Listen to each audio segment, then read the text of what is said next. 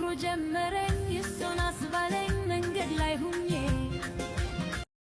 ሰላም ውዶቼ እንዴት አደራችሁ? እንደምን ተሳደረሳችሁ? እግዚአብሔር ይመስገን ሰላም ነኝ። ለቻናል አዲስ ከሆናችሁ ላይክ እና ሼር ሰብስክራይብ ማድረጋችሁን እንዳትረሱ ማለት ነው። ዛሬ ፍቅሩ ጀመረኝ እሱን አስባለኝ የሚለውን ደግሞ ቆይች ሴትዮ ግን ደህና ናት? እንዴት ናት? ከሩታ ጋር መጣች ደግሞ መጀመሪያ ካብርሽ ጋር ነበር።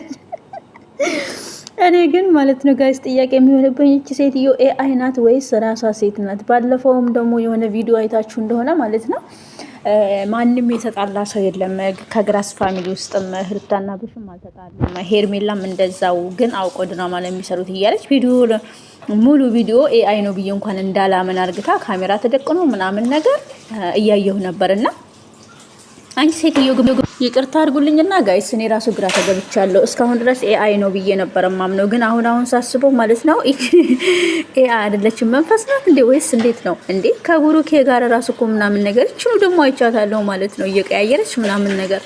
ምንድነው እሱ ነገሩ? አልገባኝም።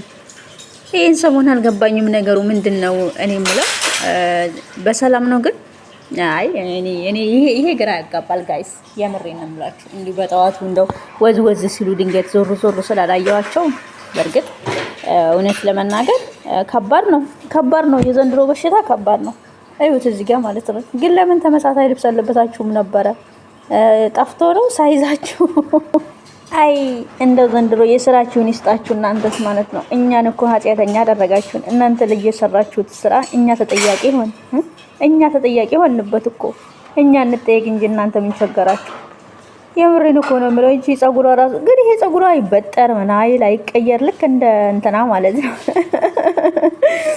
ሰሞኑን ደግሞ ዝምታ አብዝታለች እና ሩታ የሆነ ምት ይኖራታል ብዬ አስባለሁ። የሆነ ነገር ልጠረቅ ፈልጋለች ብዬ ነው የምር እውነት ለመናገር ማለት ነው። እና ዛሬስ ፍቅሩ ጀመረኝ በሚለው ዘፈን እንግዲህ ወዝ እያሉ መጥተዋል ማለት ነው። እንግዲህ አላውቅም እኔ እኮ ማንን ማመን እንዳለብን ራሱ አናውቅም። ሁሉም ማለት ነው አንዴ ፍቅሬን ይተቻል፣ አንዴ አብርሽ ትክክል ነው ይላል፣ ግማሹ ሩቲ ትክክል ነው ይላሉ፣ ግማሹ በውሳኔ ላይ ማንም አይቆምም ይላል። ብቻ ሁሉም በራሱ ሂሳብና በራሱ አካሄድ ትክክል ነው ብዬ ነው የማምነው። እኔም የራሴ ትክክል ነው፣ እነሱም የራሳቸው የሚናገሩትና የሚያወሩት ነገሮች ሁሉ ትክክል ናቸው።